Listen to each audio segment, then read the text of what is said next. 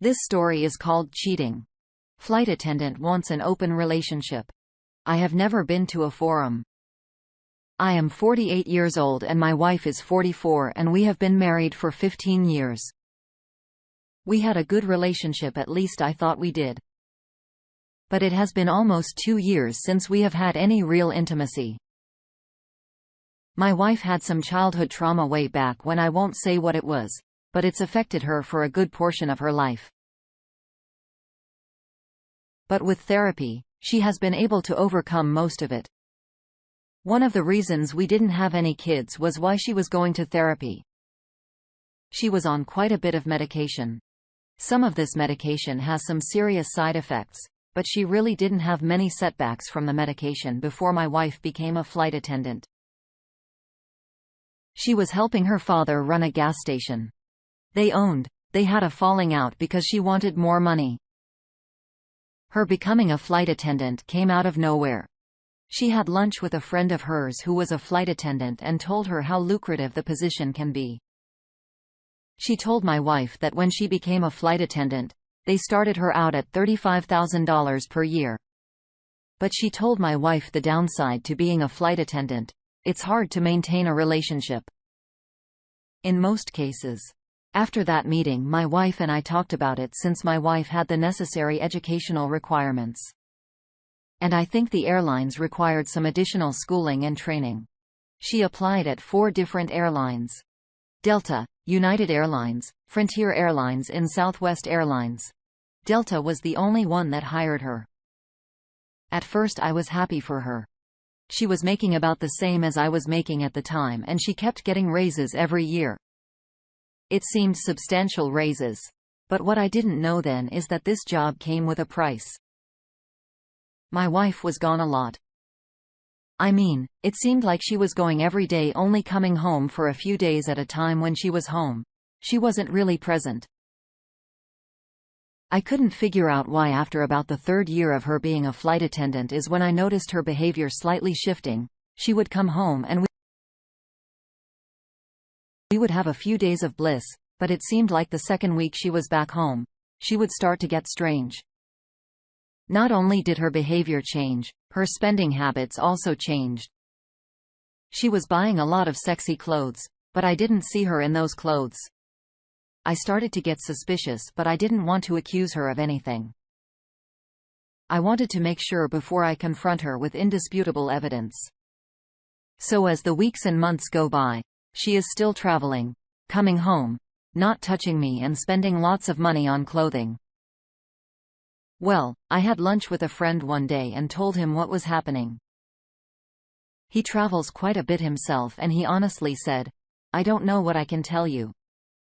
Then he said, "If she is cheating on you away from home, how will you find out?"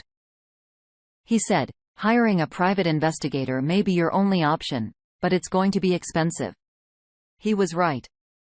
I knew it would be expensive. So I called around to a few places, actually found a husband and wife team that were private investigators after work. I went to see them and told them all of my suspicions. She wasn't initiating anything with me in the bedroom, buying clothes and not wearing them in front of me. Then this guy's wife said, "What does she do for a living?" I said she's a flight attendant. She shakes her head and said, "Sir, I don't have a good feeling about what you told me."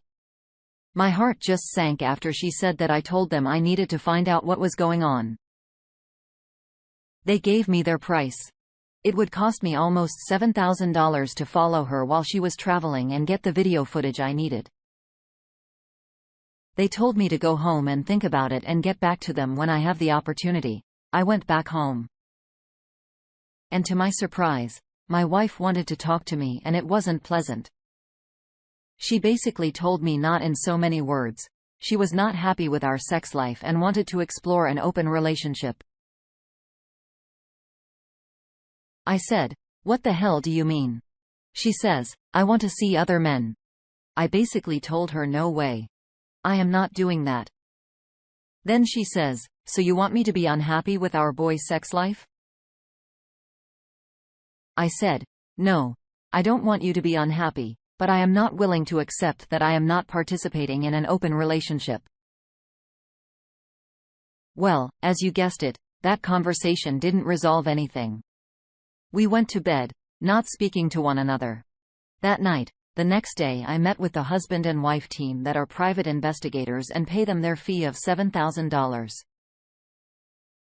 The husband was going to stay behind and his wife was going to travel and do the surveillance on my wife.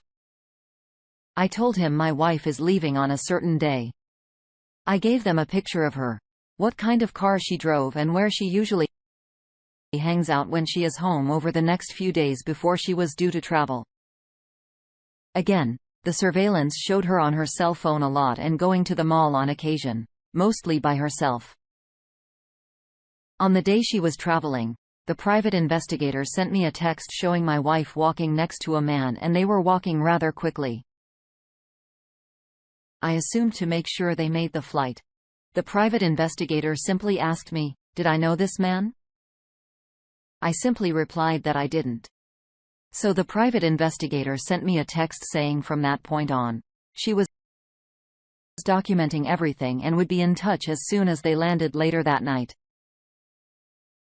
The private investigator said that my wife and the same guy she boarded the plane with went to a hotel which had a bar in it. They had drinks and then went up to the hotel room together. The next day, the private investigator sent me a text saying that my wife had checked out of the hotel by herself at around 11 in the morning. But she said that wasn't enough. She wanted to get them together, embracing, kissing, something. Words that I didn't want to hear. But my gut was telling me she was cheating while the private investigator was telling me all this. I still had to somehow focus at work. I work as a computer analyst and my job is stressful enough. I get home that night around 9 p.m. and the private investigator called me. She had footage of my wife and this guy embracing each other outside the hotel, kissing for about 15 minutes before getting into a cab together and leaving. My world came crashing down. That very moment, I sat in my living room almost lifelessly pondering how to proceed from here. That's when I decided there is only one thing I can do now is file for divorce. But I wasn't going to let her know that I was filing for divorce. That night, I started researching laws related to adultery as well as divorce laws in my state. And which is Arizona, to my surprise. It's a Class 3 misdemeanor, but I didn't want to do that. I found a lawyer and met with her right away. I told a lawyer I already had a private investigator on the job and I gave the lawyer some of the footage the private investigator had and she will be giving me more footage. I paid the retainer to the lawyer and she said she will help me proceed with the divorce when I am ready and also get her more proof of my wife's infidelity. So after leaving the lawyer's office, my private investigator has sent me a text asking me to call her. So I did. She tells me she is going to end the investigation. I asked her why. She says what I am about to send to you is probably enough for you to divorce your wife. My heart just started racing. She sends me a clip of them having sex in the back of a rental car. And she says if you want more footage, she can, but reiterated that she really didn't need to go any further. And I agreed. But after she said that, she told me she was going to find out who this guy was and get information on him as well. At this point, I was so broken. My heart just stopped beating at the sight of this video. My wife was soon to come back in 4 days. So I had to start planning on what I needed to do as soon as possible. One of the first things I did was remove her from all of my credit cards. She hardly used them, but just a precaution. I removed her second. She was the beneficiary on my insurance policy, moved her from being a beneficiary and made my mom the beneficiary temporarily to my credit. We never commingled funds, meaning we always had separate bank accounts. So I didn't need to do anything there since we both owned the house. I knew I couldn't just kick her out. So I asked my lawyer, what should I do in this situation? She said the house is community property and will be split between both parties. Once my lawyer told me that I started looking for another place to stay and found a place that was close to my mom's house. Fast forward a day. I get a call from my private investigator. She tells me that my wife's AP is married, owns a used car dealership and has 2 kids and has another business with someone else. She told me she sent a packet to me with all of his information and his address. So that day I had my lawyer file for divorce on the grounds of adultery and I started packing my things. My soon-to-be ex-wife was due to come back in 2 days. The next step was to get this packet to this guy's wife and get it to her before he returns. I got off work that evening and went to her house and knocked on the door. She answered through her Ring doorbell asking who I was and what I wanted. I just came out and said, "Ma'am, I think your husband is having an affair with my wife and I have proof." Needless to say, her door opened with lightning speed. When I saw her, I just handed her the packet and walked away. The next day, my wife was scheduled to come home. So that morning, I took off work to move some of my things to storage just to be out of the house until my apartment was ready. I had to stay with my mom for a few weeks until then. The next step was to get home with the second packet before my wife did and leave it on the dining room table for her to see. I was pretty much moved out by then. I eventually got home before my wife did and left the packet on the table. By the time 7 p.m. rolled around, I had over 200 calls on my phone and double that amount in text messages. She called me and sent me text messages up until midnight. I didn't answer her calls or respond to her text messages. I was mad and done at the same time.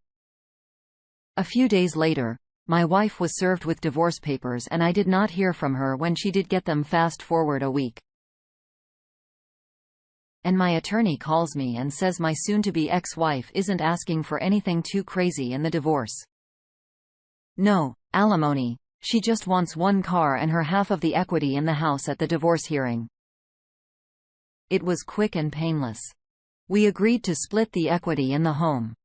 I agreed to give her one of the cars we owned and we agreed to split some of the belongings in the house.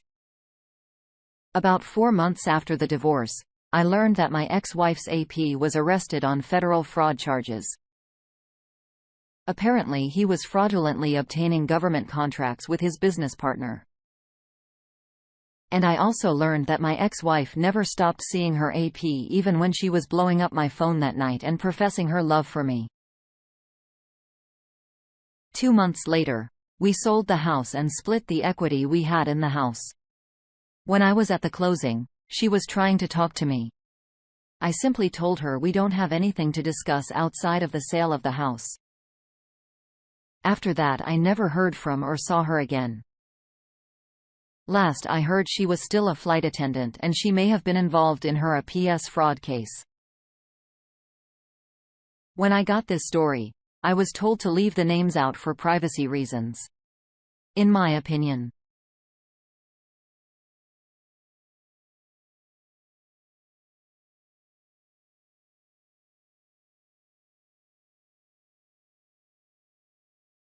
I don't think I would have spent $7,000 for a private investigator, but his private investigator had to travel to get proof, which really didn't matter anyway because his ex-wife only wanted a few things including the equity in the home. I imagine he recouped that $7,000 he spent from the sale of the house. I don't think he was in this case, in my personal opinion, I think he handled the situation the best way he thought he should have handled it. He did